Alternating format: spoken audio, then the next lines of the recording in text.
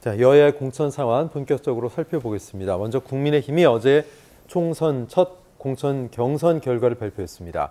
3선 이상 중진의 감점을 신인에게는 가점을 줬지만 생각보다 현역들이 강했습니다. 우선 정우택 의원을 포함해서 충청권 현역 의원 5명이 모두 본선에 진출했습니다. 장 소장님, 원래 이렇게 되면은 현역들이 좀 불리할 거다 이랬는데 생각보다 현역들이 상당히 강했네요, 경선에서. 어떻게 보셨어요? 그럼요. 이렇게 현역 의원들은요, 짧게는 4년, 길게는 막 8년, 12년 이 정도 지역도 관리를 하고요. 또한 지역에서 활동도 오래 했고 당원 관리도 하고 지난번 지방선거와 대선까지 치른 분들이잖아요. 네.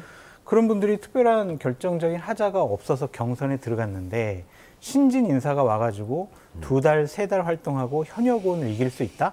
물론 현역 의원이 어느 정도 감점을 받을 수 있겠지만 자기가 얻은 득표수의 뭐 30%, 20% 감점이잖아요. 그렇기 때문에 그러한 규정과 룰에 의해서는 도전자가 현역을 이길 수 있는 방법이 없습니다.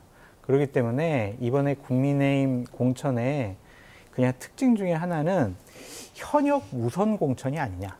경선을 하더라도 현역 단수 공천이 아니냐. 이런 식으로밖에 우리가 해석할 수밖에 없고요. 그냥 한 7명 정도가 저 출마 안 할래요. 후진들에게 좀 길을 터주겠습니다. 라고 제외하고 현재까지 현역 의원이 경선에서 진 사례는 없는 것 같아요. 그러니까 이런 것은 참 이번에 국민의힘 경선과 총선의 인물 물갈이, 공천 개혁 이런 것들은 좀 보기 힘들지 않을까라는 생각이 듭니다. 아니 원래는 뭐 용산 대통령실 측근들이 대거 내려오면서 현역들이 뭐 싹 날아갈 것이다 이런 관측들이 있었는데 기후에 불과했네요. 결국은. 그러니까 우리가 그렇게 용산의 일방주의적인 낙하산 공천이 될 것이다라고 예상했던 것은 현역들 대규모 컷오프, 경선도 안 껴주고 그냥 경선하기 전에 그냥 탈락시켜버리는 거였는데 이번에 한동훈 비대위원장은 이기는 공천하겠다고 그랬잖아요. 그리고 지역 분열, 갈등, 혼란 없이 안정적인 공천을 하겠다라는 원칙을 갖고 있었던 것 같습니다. 그래서 본인이 뭐 찍어서 내려보내서 뭐 그 지역에서 국회의원을 만들고 싶어하는 사람도 없었던 것 같고요. 그냥 이기는 편, 경선에서 사전 여론조사에서 이기면은 우리 편. 그래서 그냥 큰 분란 없이 자 공천하자. 이것이 국민 공천이다, 상향식 공천이다. 이런 명분도 갖춰가고 싶어하는 것 같습니다. 1차 경선에서 현역 의원 탈락자는 경기 여주 양평 지역이죠. 김선교 전 의원에게 진 안철수계입니다. 이태규 비례대표 의원이 유일합니다. 또 용산 대통령실 출신의 이제 행정관들은 말씀하신 것처럼 대거 고배를 경선에서 마셨는데 김상훈 평론가, 국민의힘의 경선 어떻게 보셨어요? 방금 전에 말씀하셨던 것처럼 현역이 한 35% 감상까지 받았는데 이번에 살아 돌아왔다는 거 아니에요? 민주당 비명계 쪽에 얘기 좀 해주셨으면 좋겠어요. 그렇지 않나요? 거기 30% 감산인데 막 죽는 소리 하잖아요. 박용진 의원도 그렇게 얘기를 하던데요. 그러니까 그렇게 하고 그 지역구에서 8년, 뭐 길게 12년, 아니면 20년 정도, 서른 의원 같은 경우에는 지금 5선이잖아요. 20년을 그 지역구를 닦은 사람이 하위 20% 안에 들어갔다고 지금 저렇게 반발을 하고 있잖아요. 그러니까 뭐가 그렇게 무섭나 이런 생각이 또 거꾸로 드는데요.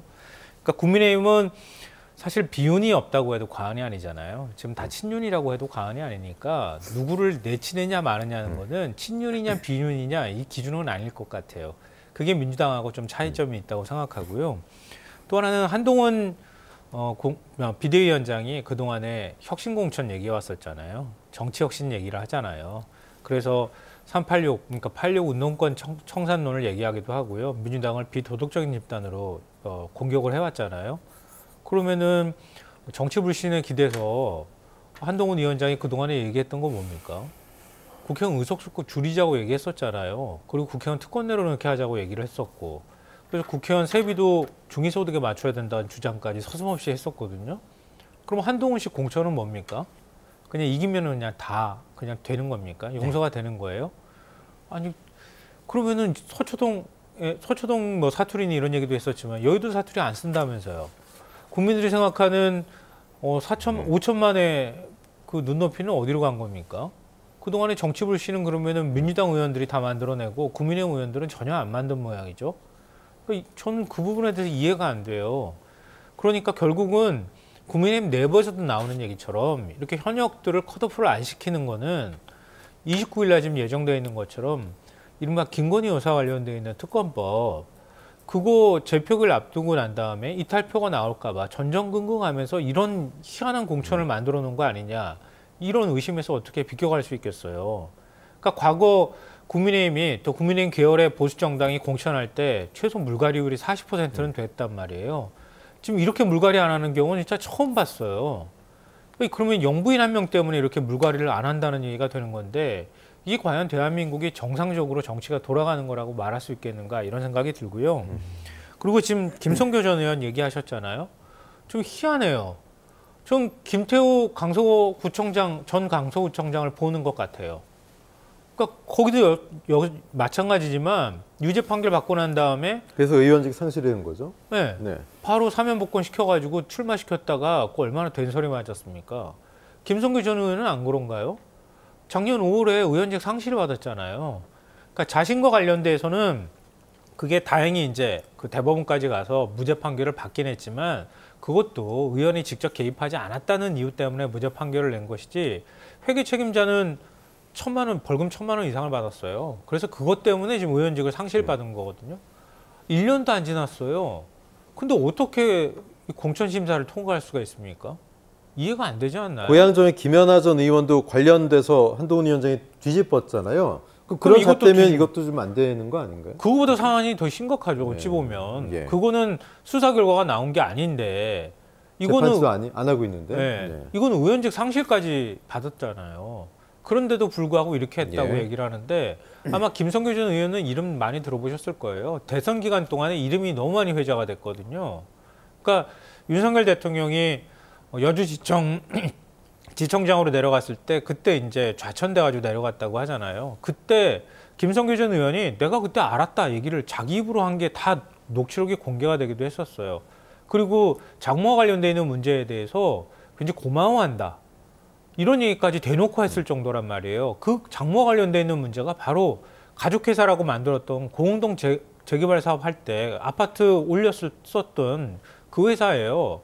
그때 공무원들은 전부 다 기소됐고요. 그 다음에 김건희 여사의 오빠도 지금 그것 때문에 기소가 돼 있는 상태예요. 근데 두 가지 사안이 다 걸려 있는 사람인데 어떻게 공천 심사를 통과할 수 있었냐는 거예요. 그것도 희한하고요. 거기에 이태규 의원이 같이 경선이 붙었다고는 말하는데 이태규 의원은 또 지금 안철수 후보하고 단일화 할 때 그때 단일화 협상에 나섰던 장제원 의원의 파트너였어요. 네. 근데 안철수 의원을 국정운영의 회방꾼이라고 윤석열 대통령이 대놓고 얘기했다는 거 아니에요? 그러고 난 다음에 지금 안철수 의원하고도 완전 선을 그은 거나 다름이 없는데 그럼 이태규 의원도 선을 그은 건가? 이런 생각도 들고 말이죠. 여러 가지 하여튼 복잡하게 이런 상상 저런 상상을 하게 만드는 네. 그런 공천이 되는 건데 이게 과연 한동훈식 혁신이고 공천이냐 이런 걸 안 모를 수가 없어요.